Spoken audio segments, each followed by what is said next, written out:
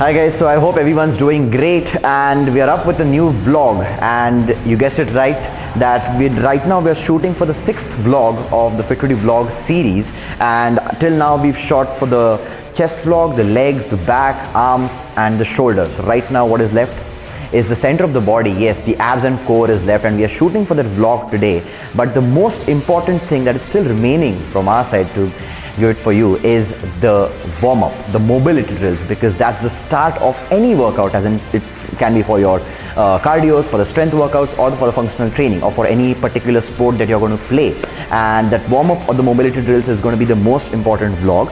So we are going to shoot the abs workout, but before that I'm just going to show you some mobility drills, because as I said, it's the most important part. And to keep that very simple procedure in mind about how to start the warm-up, just keep in mind that you can start with the joints from the top to the bottom, that you can start from the neck till the ankle. I've seen a lot of people, as in specifically the people who are willing to do my program, that they usually start the workout with the treadmill or the elliptical cycle. I feel that if you start the warm-up with the mobility drills, it much more activates your joints and much more activates the muscle cells in your body. It provides that oxygen and increases your body temperature much more. Then you can go for some light sprinting on the treadmill or fast elliptical cycles for 5 minutes, and then you can actually move on to the main workout that you're looking for. So we are going with the mobility drills, and then we'll just do a 5-minute sprint on the elliptical, and then of course we'll move on to the abs and core workout. So let's start with the mobility drills, and starting with the neck rotation first. So guys, we are starting with the warm-ups, but before we start, I just want to ask you one thing, that why do we do these warm-ups? Because I've seen a lot of people coming to the gym and immediately starting with the mobility drills and the warm-ups without knowing why they are doing these rotations and stuff. So I would just like to tell you one thing. There are two things rather, that when you start with the warm-ups, when you start with the basic rotations before the dynamic mobility drills, it's like there is this synovial fluid that is present in your joints. And when you start with the warm-ups, if you're working out early in the morning, or sometimes maybe from that lethargic state, there is this crackling noise that comes to your ears when you're actually doing the rotations. So the noise that comes to your ears is basically the air bubbles that is present in your joints. So we need to clear these air bubbles out. We need to make the joints more fluent, more mobile, which will help us when you're lifting heavy, or if you're going for an intense cardio session. Secondly, there is this liquid called as fascia that is present in the muscle, that actually covers your muscles. So basically, when you do some dynamic mobility drills, some foam rolling, which is another form of warm-up, basically it expands the fascia, which gives more room to the muscles. So when you give more room to the muscles, there is more chance of that muscle to get broken down when you're doing the warm-up. When you break down the muscle even more, the body uses even more calories to repair, and ultimately you're going to get some better results in terms of fat loss or muscle gaining. So you can see that this is all interrelated to each other, and it all starts from the warm-up or the mobility drills, and that's how much it's important. So yeah, let's start with the warm-up, and let's go with the neck rotations first. So it all depends on you how you want to go. Some trainers say that you should go only 90 degrees. Some trainers say that you can go full 180 degrees. It all depends on you, but do it slow and steady. It's very problematic in terms of injuries, so go slow and steady.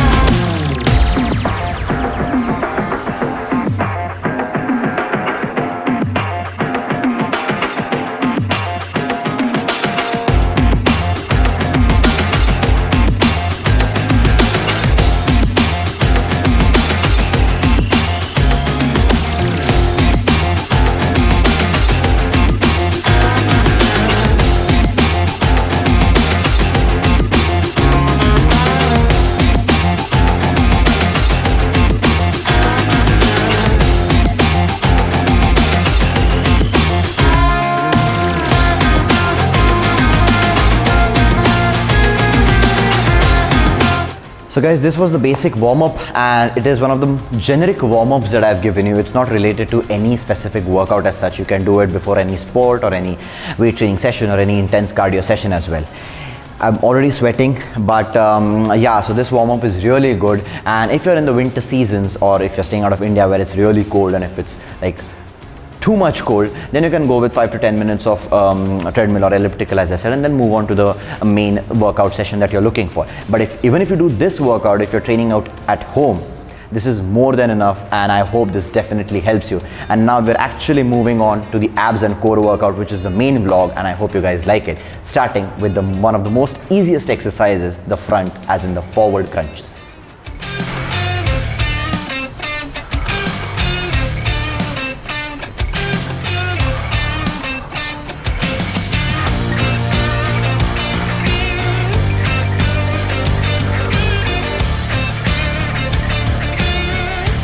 So this was the first exercise which we did, was the front crunches, the forward crunches. And the magic of all the abs exercises or the core exercises is that it seems very easy, but if you do it with the right form and technique, it's extremely tough. And when it comes to the abs exercises, there are 3 things that you need to consider for any exercise, from the simplest to the toughest exercise. First thing is your breathing. Secondly is the range of motion for every exercise, and third is the speed of every rep. Every exercise, these 3 things matter the most. If you take these 3 things into consideration, every exercise, even the simplest, that is this one, is going to be very tough for you. I'm already burning from the core. I can't tell you how burning it is, but it's really tough. And so if you looked at this exercise right now, I was inhaling before the crunch, I was holding the breath, and I was exhaling as I was coming down. What happens is, when you inhale before the rep, your core knows that now I'm going to crunch, the spine is going to get flexed, and I'm going to go in that crunched mode. And then when you exhale slow, and the core relaxes again. So the core, we are just telling the core that now it's your time to just tighten it and just strengthen it as you go up. You need to spoon feed that muscle before going into contraction. That's what we are doing in terms of the breathing part. In terms of the range of motion, you need to go as much as you can, crunch it max, and then come down slow. And last is the speed of the rep. Fast up and control down. If you come fast down, it makes no sense. You're just enjoying and playing that up and down game, which makes no sense if you're looking to strengthen the core. So these 3 things matter the most for all the exercises, and we are moving on to the second exercise, which is the reverse crunches.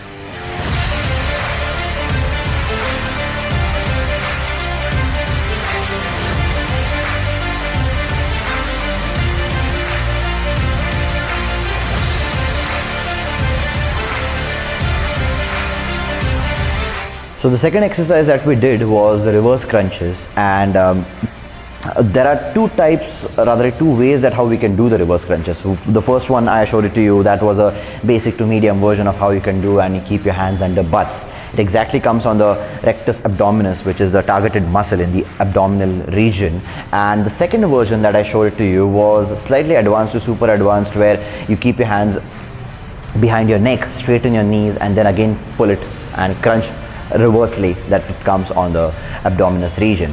Every exercise, as in at least this one and the next one, has that basic and that advanced level of how you can do it, because you need to update the abs workout as you improve the core strength.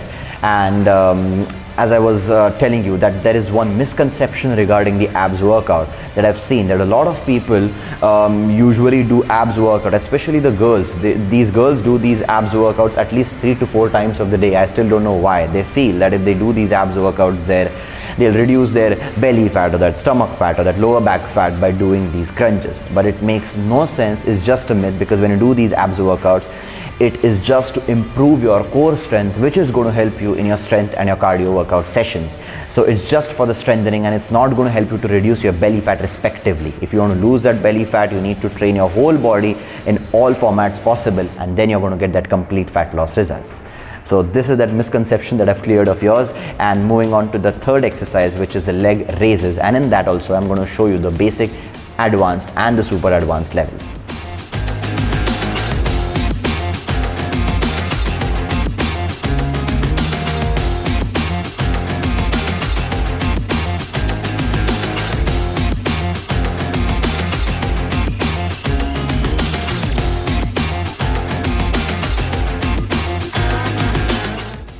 So guys, right now we did leg raises. Now this is a very debatable exercise because there are various forms for these exercises, but I've showed you the best form and showed it to you in 3 different ways how you can do it. So the first one that I showed you was the hands under butts, which is the basic and the easiest version of this exercise. And the most important thing that we need to do in this exercise is to keep your knees straight. If you don't keep your knees straight, then it gets very close to the reverse crunches, and the muscle working for both the exercises is very different, because when you're training reverse crunches, you're training your rectus abdominis, and when you're training your leg raises, when you're doing the leg raises exercise, you're training your iliopsoas group, which we call it as the hip flexor in common language. So 2 different muscles working out, but very small difference between these 2 exercises. So you need to keep your knees straight.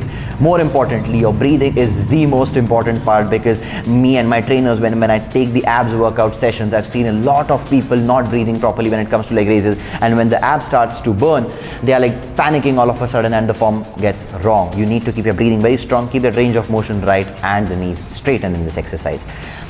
When it comes to the advanced level for the leg raises, you need to keep your hands behind neck, and when it comes to the super advanced level, you can hold the plate in your hands and focus more on the stability and also the core strength to pull the weight, as in the legs, up in 90 degrees again.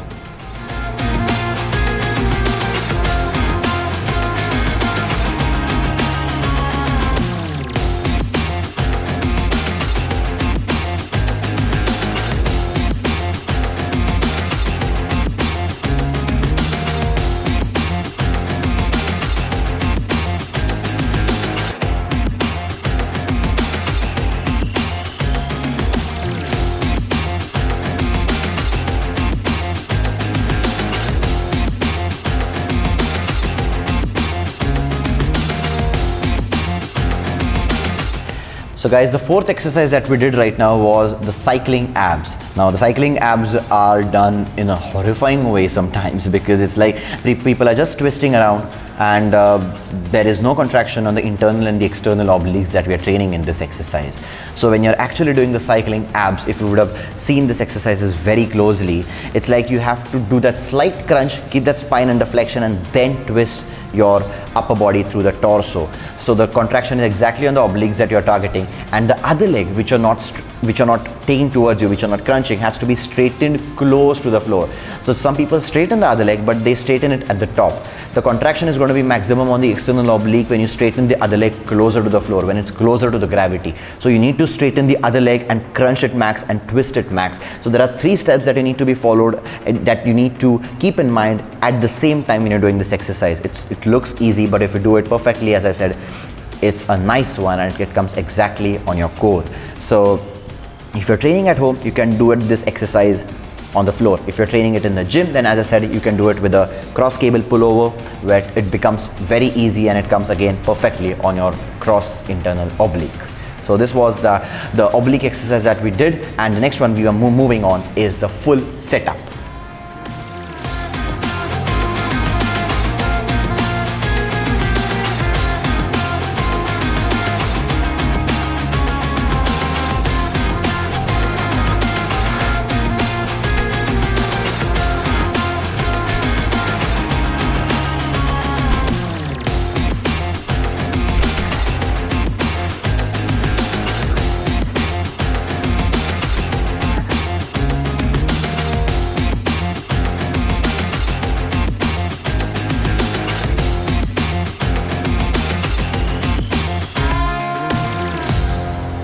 So guys, this was the last exercise and one of the most done exercise, the planks.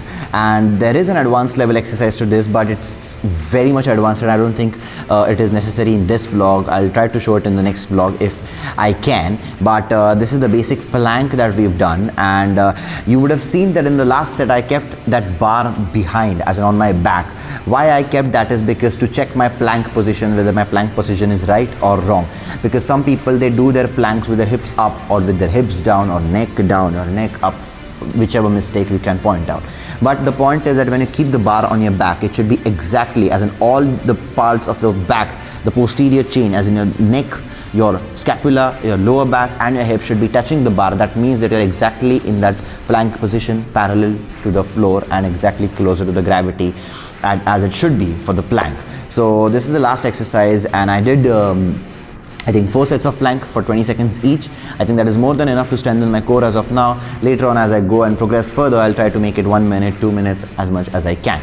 But this is the basic abs and the core workout plan that you should do on a generic basis, irrespective of if you're playing any sport, if you're an athlete, or you're just training for fitness. So I hope you guys like it, and I think we come to the end of the vlog where I really hope that you guys like the video and you guys show the same love and support that you're showing to the hashtag 30 days to transform program.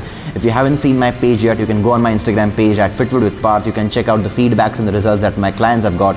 We've trained close to 700 motivated individuals all over the globe till now, and we are progressing further with your love and support. So I hope that you guys keep sharing the same love and support and give us a chance to train and transform your lifestyle in whichever part of the world you are.